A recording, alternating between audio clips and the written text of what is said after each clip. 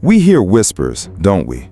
Talk of games, of power, of high value and domination in the complex dance between men and women. The world often presents this dance as a battlefield, a place for cunning strategy, a Machiavellian chess match where one must win and the other must lose. But what if this entire framing is a trap, a game played on a board designed to ensure no one truly wins? What if the high value we seek isn't found in external validation or power over another, but deep within our own inner citadel? What if the only games worth winning are the ones played against our own impatience, our own fears, our own unexamined desires? And what if total domination means something far more profound, far more powerful than controlling another? What if it means achieving complete mastery over ourselves? Today, we delve into this complex territory. We will explore 5 rules, 5 principles that might seem Machiavellian in their understanding of human nature, but whose true power lies not in manipulation, but in the unwavering strength and clarity offered by timeless Stoic wisdom. This isn't about learning tricks to win against others. It's about discovering the unshakable foundation of inner strength that places you beyond the reach of external games altogether. The first principle any true strategist understands, whether on a battlefield or in the intricate courts of power, is the absolute necessity of knowing your terrain and concentrating your forces where they have maximum impact. It is the height of folly, a guaranteed path to defeat, to waste precious resources battling phantoms or trying to command the tides. Your inner world, your thoughts, your judgments, your choices, your responses, this is your kingdom. It is the only territory where you wield absolute, undeniable sovereignty. Everything else, the opinions of others, their actions, their moods, the unpredictable turns of fortune, the outcomes of events, these are the lands beyond your borders. They are, in essence, the barbarians at the gate. They may clamor, they may threaten, they may try to lure you out, but they hold no true power over your kingdom unless you grant it to them. The game so many play involves trying to control these external forces, trying to manipulate the barbarians. It is a game of constant anxiety, frustration, and eventual exhaustion. The truly powerful man, the man of genuine high value, understands this game is unwinnable and, more importantly, not worth playing. His focus, his Machiavellian insight, lies in fortifying his inner kingdom. He relentlessly drills his troops, his perceptions and responses.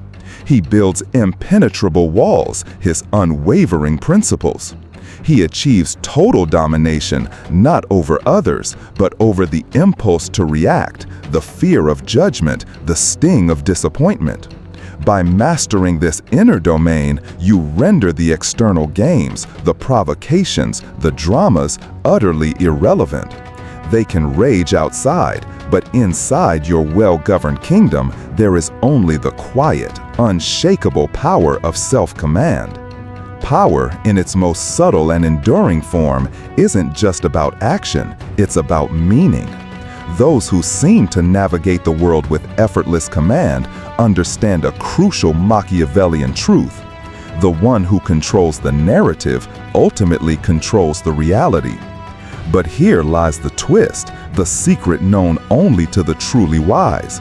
The most critical narrative to control isn't the one others believe, but the one you tell yourself. Life constantly presents us with raw data. An unexpected comment, a shift in mood, a setback, a success. These are mere impressions, as the Stoics called them, like fleeting shadows on a cave wall. The game others play, often unconsciously, is to rush in and define these impressions for you, to impose their narrative. They offer praise, hoping to make you dependent. They offer criticism, aiming to make you doubt. They display emotion, seeking to sway your own. The undisciplined mind accepts these external narratives hook, line, and sinker, becoming a puppet whose strings are pulled by every passing opinion or event. But the man of high value, the master strategist of his own life, refuses this role. He practices a ruthless form of domination over his own interpretations. He pauses, he observes the impression, and then consciously chooses the narrative. He asks, "Is this within my control? What does this truly mean according to my values? How shall I observe the players in any arena? Who holds the true advantage? It is rarely the most passionate, the most reactive, or the most emotionally volatile. These individuals, however fiery, are predictable. Their strings are visible, ready to be pulled by anyone with a modicum of insight. The Machiavellian master understands that real power operates with a certain coldness, a detachment from the chaotic sway of passion, a focus on unwavering purpose. But this isn't the coldness of cruelty or indifference. It is the profound, diamond-hard clarity that comes from aligning every action with a single, unbending principle: virtue. The Stoics knew that virtue, wisdom, justice, courage, and temperance isn't some lofty, abstract ideal. It is the ultimate strategic weapon. It is the internal compass that ensures your every move is sound, purposeful, and in the long run, unassailable. When you act from a place of courage, fear loses its grip. When you act from a place of justice, resentment cannot find purchase. When you act from temperance, desire cannot lead you astray. When you act from wisdom, you see the games for what they are: illusions.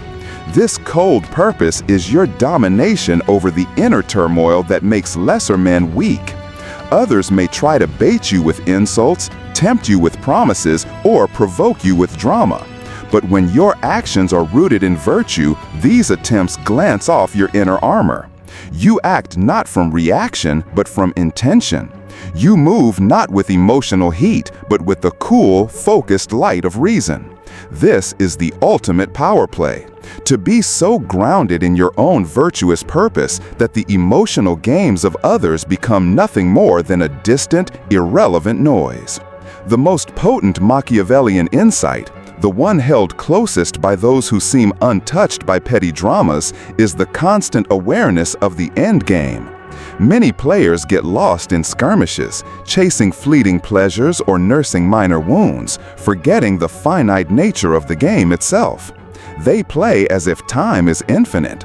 The man of high value, however, operates with the chilling clarity of memento mori, the remembrance that this game will end. This isn't a morbid obsession.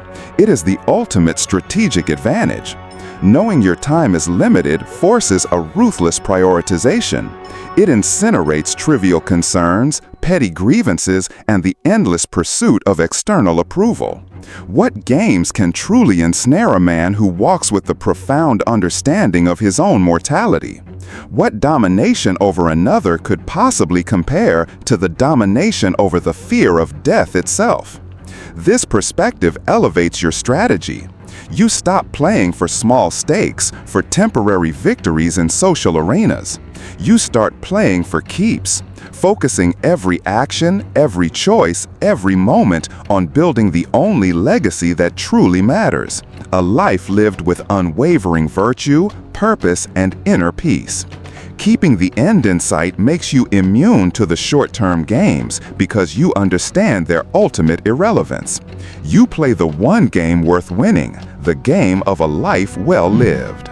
So these are the rules, the Machiavellian secrets, not for dominating others, but for achieving that rare and precious state, total domination over oneself.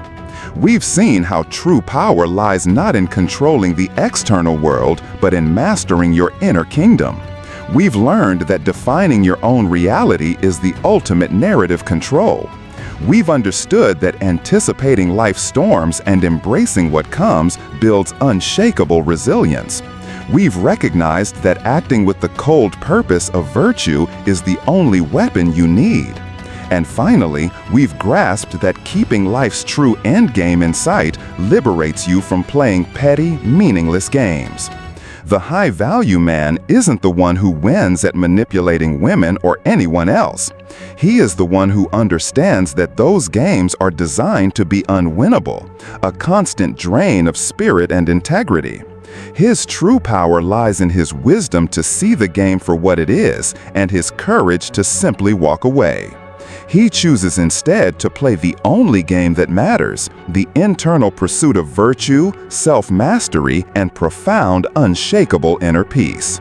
This isn't just strategy, it's freedom. If these principles resonate with the strategist within you, if you seek the path of inner command rather than external chaos, then your journey continues. Reflect on this. Which inner barbarian will you choose to master first? Share your insights in the comments below, not for validation, but as a testament to your commitment. If this understanding of true high value is a